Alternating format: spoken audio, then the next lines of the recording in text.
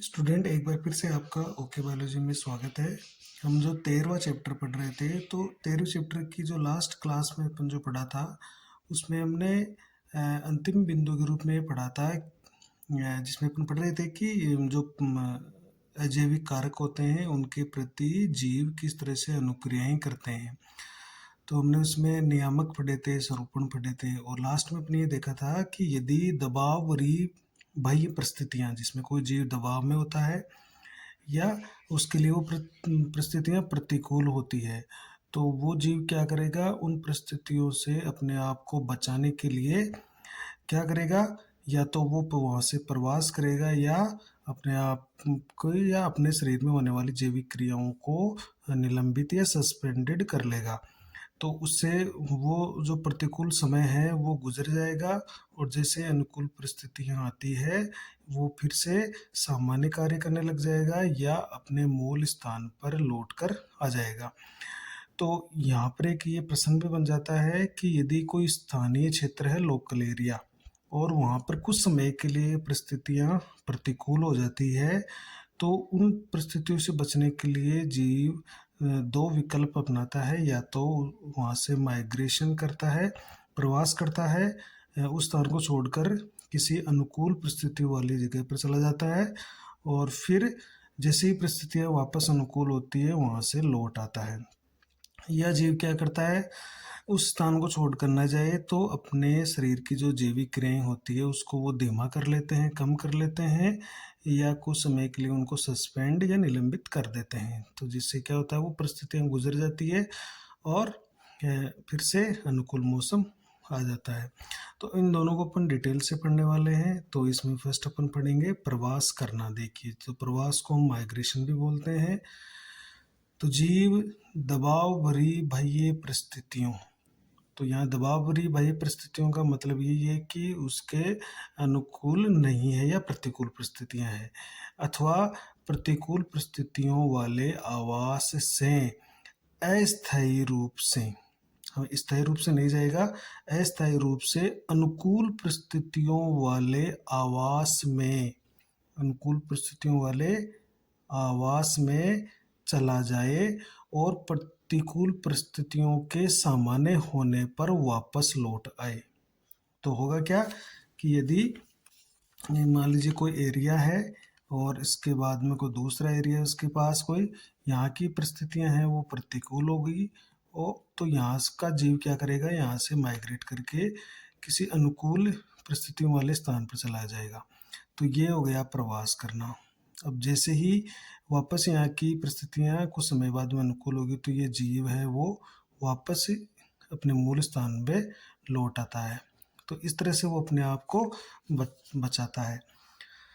इसे ही हम क्या कह रहे हैं, प्रवास या माइग्रेशन कहते हैं। तो दबाव भरी जो बाह्य परिस्थितियां होती है, दबाव भरी बाह्य परिस्थितियां, प्रतिकूल परिस्थितियां, मतलब वहाँ पर पानी की कमी हो गई है, भोजन की कमी हो गई है, तो ये मुख्य इसके गुण होते हैं इन परिस्थितियों के। तो इनसे बचने का यह एक उपयुक्त तरीका होता है, यानी प्रवास करना। दबाव भरी बाह्य परिस्थितियों या प्रतिकूल परिस्थितियों से जीव अपने आप को बचाने के लिए प्रवास करना एक उपयुक्त तरीका है। अब इसके जैसे उदाहरण पर पढ़ते हैं। जैसे कि गर्मी के मौसम में कोई व्यक्ति है वो दिल्ली से शिमला चला जाए, तो गर्मी के मौसम में दिल्ली का टेम्परेचर बहुत ज़्यादा रहता है और शिमला का टेम्परेचर कम रहता है। तो एक तरह से कुछ समय के लिए गर्मी के मौसम में दिल्ली से शिमला शिफ्ट हो जाना, ये एक प्रवास। और जैसे ही प्रक्रिया मौसम अनुकूल होता है, पुनः शिमला से दिल्ली लौट आना, तो ये एक तरह का प्रवास हुआ। अनेक प्राणी, विशेषकर मतलब पक्षी जो होते हैं, बर्ड, शीत ऋतु के दौरान लंबी दूरी का प्रवास करके अधिक अनुकूली क्षेत्रों में चले जाते हैं और मूल आवास में परिस्थितियां सामान्य होने पर वापस लौट आते हैं। तो देखिए, इसमें इसका एक बहुत बड़ा उदाहरण है कि शीतकाल में राजस्थान में स्थित प्रसिद्ध केवलादेव राष्ट्रीय उद्यान, जो कि भरतपुर में है, उसमें साइबेरिया, रूस से और अन्य अत्यधिक ठंडे उत्तरी क्षेत्रों से हजारों प्रवासी पक्षी प्रतिवर्ष आते हैं। तो हर साल साइबेरिया से और जो उत्तरी ठंडे क्षेत्र हैं वहाँ से हजारों की संख्या में पक्षी ये केवलादेव राष्ट्रीय उद्यान भरतपुर में हर साल प्रवास करके आते हैं, क्योंकि शीत ऋतु में वहाँ की जो परिस्थितियाँ हैं वो बहुत ज़्यादा प्रतिकूल होती है, और यहाँ की जो ये अभयारण्य है या अपने राजस्थान की है वो परिस्थितियाँ नॉर्मल होती है। अब जैसे ही परिस्थितियाँ वहाँ पर अनुकूल होती है, फिर से ये पक्षी अपने मूल स्थान पर चले जाते हैं। अगली हम जो अनुक्रिया है वो पढ़ रहे हैं, निलंबित करना या सस्पेंड। तो इसमें क्या होता है कि जीव क्या करेगा, अपने शरीर में जो जैविक क्रियाएं चलती है उसको बिल्कुल कम कर लेगा या रोक लेगा अस्थायी रूप से, और फिर जैसे ही परिस्थितियां वापस नॉर्मल होती है, फिर से अपनी जो जैविक क्रियाएं हैं उसको सामान्य रूप से वो करने लग जाता है।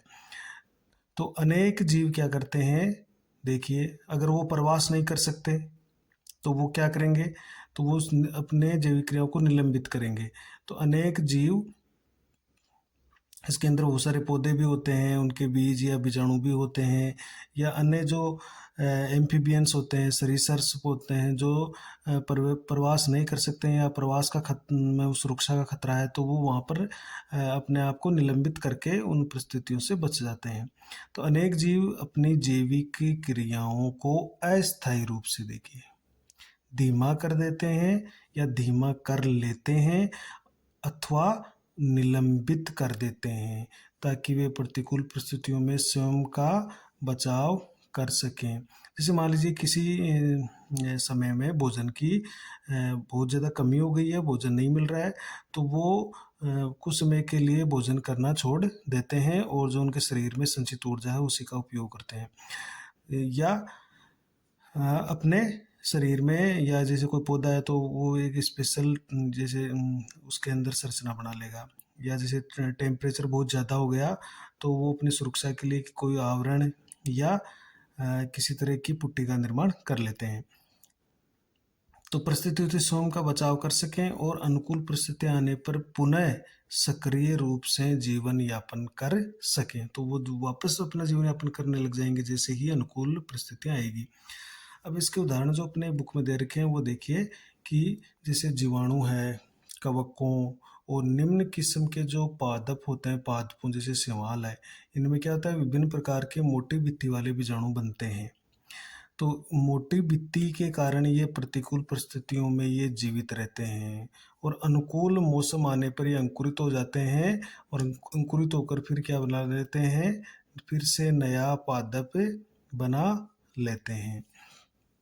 तो ये बहुत सारे शैवालों के बीजाणुओं पर, कवकों के बीजाणुओं पर, या जीवाणुओं के बीजाणुओं पर मोटी भित्ति परत चढ़ी रहती है, पुट्टी बनी रहती है, जो उसको प्रतिकूल परिस्थितियों से बचाती है।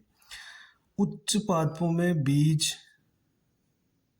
सीड होते हैं, या अन्य जो जनन संरचनाएं होती है, जैसे कंद, आलू का जो तना है वो कंद कहलाता है, प्रकंद, अदरक, जैसे अदरक का तना है वो प्रकंद कहलाता है, प्याज का तना है वो सल्क कंद कहलाता है।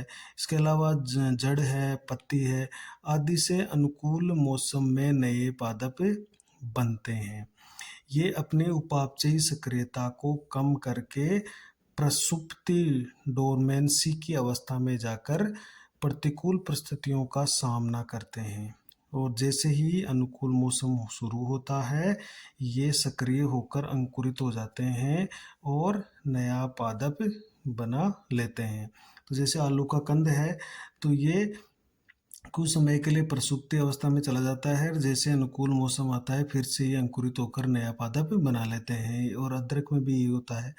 तो ये ये जीव या ये पौधे क्या करते हैं, प्रतिकूल परिस्थितियों में अपने आप को प्रसुप्ति की अवस्था में ले जाकर उससे अपना बचाव कर लेते हैं।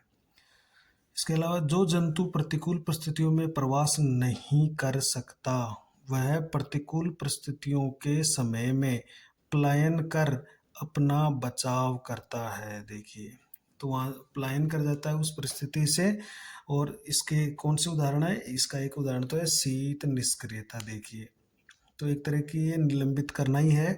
तो उस परिस्थिति से ये पलायन कैसे कर जाएगा? एक तो जैसे शीत निष्क्रियता है जिसको हाइबरनेशन बोलते हैं। इसमें देखिए शीत निष्क्रियता, तो शीत ऋतु में निष्क्रिय अवस्था में चला जाएगा। तो इसमें जंतुओं की शीत ऋतु में निष्क्रिय अवस्था है। तो जैसे सरीसृप होते हैं या एम्फीबियंस होते हैं, तो ये क्या करते हैं, जब बहुत ज़्यादा सर्दी होती है तो ये ज़मीन के अंदर घुसकर एक निष्क्रिय अवस्था में चले जाते हैं और बिना कुछ खाए पिए पड़े रहते हैं। और जैसे परिस्थितियाँ नॉर्मल होती है फिर से ये अपनी जैविक क्रियाएं करने लगते हैं और बाहर आकर फिर से नॉर्मल अपना खाना पीना शुरू कर देते हैं।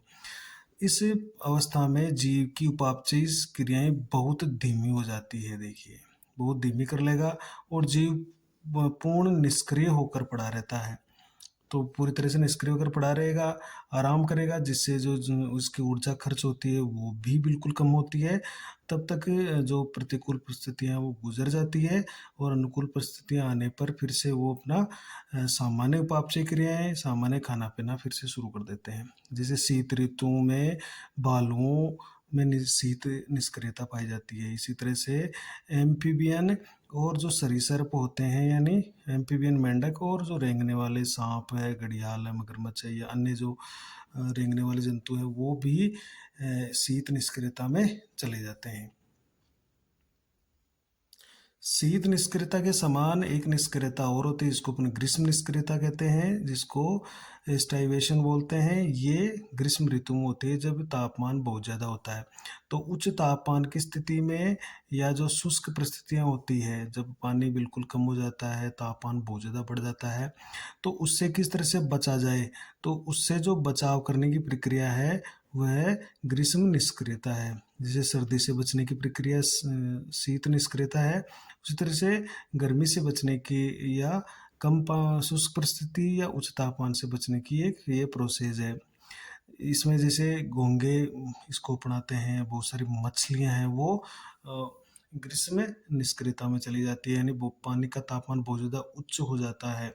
तब ऐसी स्थितियों में वो ग्रीष्म निष्क्रियता में चली जाएगी। अन्य एक जो प्रोसेस है वो उसका नाम है उपरती या डाइपोज। तो ये डाइपोज का क्या होता है? इसमें पोज मतलब जो डेवलपमेंट की नॉर्मल जो प्रक्रिया होती है उसको रोक लिया जाता है।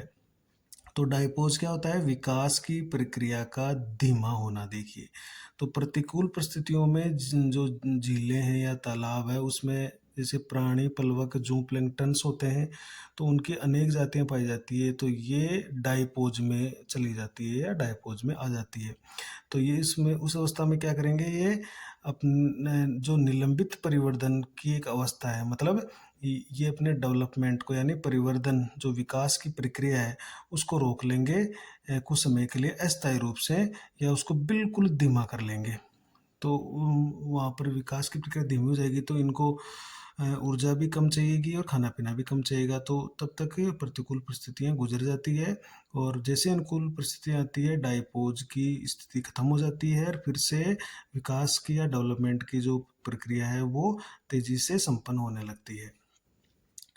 नेक्स्ट अपन देख रहे हैं, हमने एक प्रश्न निकाल के लिखा है इसमें कि नियामक और जो स्वरूपी होते हैं यानी रेगुलेटर्स और कन्फॉर्म्स होते हैं उनमें क्या फर्क है? देखिए तो हमने इनमें यहाँ पर एक तुलनात्मक एक यहाँ पर लिख लिया है कि जैसे नियामक और इधर हमने स्वरूपी लिख लिया है। तो नियामक क्या होता है कि ये बाह्य वातावरण के परिवर्तनों के प्रति शरीर का तापमान हमेशा स्थिर होता है इनका। तो हम पहले ही पढ़ चुके हैं कि नियामक पृथ्वी पर हर जगह पाए जाते हैं। उसका कारण है कि ये नियामक होते हैं, अपने आंतरिक वातावरण, शरीर के आंतरिक वातावरण को संतुलित रखने में सक्षम है। जबकि ये बाह्य वातावरण में जो परिवर्तन होते हैं उनके अनुसार शरीर का तापमान बदलते रहते हैं। मतलब अगर तापमान कम हो गया बाहर का तो शरीर का तापमान भी कम हो गया, बाहर का तापमान बढ़ता है तो शरीर का भी बढ़ता है, यानी उसी के अनुसार घटता बढ़ता है। तो वो स्वरूपी है। इन्हें देखिए गर्म रुधिर प्राणी या वार्म ब्लडेड एनिमल भी कहते हैं। गर्म रुधिर प्राणी इनको कहते हैं क्योंकि इनका शरीर का टेम्परेचर फिक्स है, एक स्थिर है। इन्हें ठंडे रुधिर प्राणी कोल्ड ब्लडेड एनिमल भी कहते हैं। ये देखिए यूरीथर्मल प्राणी होते हैं। यूरीथर्मल का मतलब होता है ये तापमान की एक बड़ी परास को, यानी एक वाइड रेंज को ये सहन कर जाते हैं। ये 0 डिग्री को भी सहन कर जाएंगे तो 50 डिग्री को भी सहन कर जाते हैं। जबकि ये स्टेनोथर्मल प्राणी होते हैं, यानी बहुत ही एक छोटी सी परास को ही सहन कर सकते हैं तापमान की, बड़ी परास को सहन नहीं कर पाएंगे, तो ये स्टेनोथर्मल हो गए। अगला आपने लिखा है कि इसके उदाहरण देखिए, पक्षी है और स्तनधारी है। जबकि इसके उदाहरण जैसे एम्फीबिया है, सरीसृप है, जो फिशेज होती है वो है। इसके अलावा इसमें है कि इसमें अधिक ऊर्जा खर्च करनी पड़ती है। देखिए ये भी इसकी एक इम्पोर्टेंट बात है नियामक की, कि इस नियामक वही जीव होते हैं जो अधिक ऊर्जा खर्च करने में सक्षम होते हैं। तो हमने ये पढ़ा था कि बहुत सारे 99% से भी ज़्यादा जीव ऐसे होते हैं जो अपने ऊर्जा को ज़्यादा खर्च नहीं कर सकते, तो फिर वो सरूपी ही अपनाते हैं। तो इस सरूपी में क्या होता है, अधिक ऊर्जा खर्च नहीं करनी पड़ती। तो ये इसमें हमने फ़र्क लिख रखा है, तो आप इसको लिख सकते हैं। नेक्स्ट देखिए, हमने एक यहाँ पर एक ग्राफ सा बनाया है, इसमें जैविक जो जीवों का जो अनुक्रिया है उसका, तो हमने अजैविक कारकों के प्रति जो जैविक अनुक्रिया होती है उसका एक आरेख या ग्राफ यहाँ पर बनाया है। तो इधर हमने लिया है बाह्य स्तर, इधर लेके हमने आंतरिक स्तर। तो बाह्य स्तर का मतलब वो ये बाह्य वातावरण मान लो आप, बाह्य वातावरण, और इधर हम मान लेते हैं आंतरिक वातावरण शरीर का।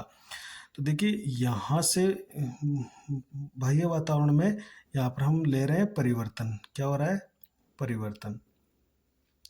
तो यहाँ से देखिए अब ग्राफ, एक तो ये सीधा ग्राफ है, ये तो दर्शाता है नियामक को। एक ये सीधा बढ़ता हुआ जो ऊंचाई की तरफ जा रहा है, ये ग्राफ है स्वरूपी का। और एक ये थोड़ा सा बढ़ रहा है फिर स्थिर हो रहा है, ये है आंशिक नियामक का। तो कहने का मतलब ये है कि बाह्य स्तर, यहाँ पर देखिए जैसे हम बाह्य परिवर्तन अभी 0 है मान लेते हैं, यहाँ पर 0 मान लेते हैं, तो अब धीरे धीरे ये बढ़ रहा है बाह्य स्तर में परिवर्तन। तो नियामक का शरीर में जो परिवर्तन होते हैं वो परिवर्तित नहीं होते हैं, क्योंकि उसके शरीर को चाहे परिवर्तन बाह्य वातावरण में कैसा भी हो जाए परिवर्तन, वो अपने शरीर के आंतरिक स्तर या आंतरिक वातावरण को संतुलित रखने में सक्षम है।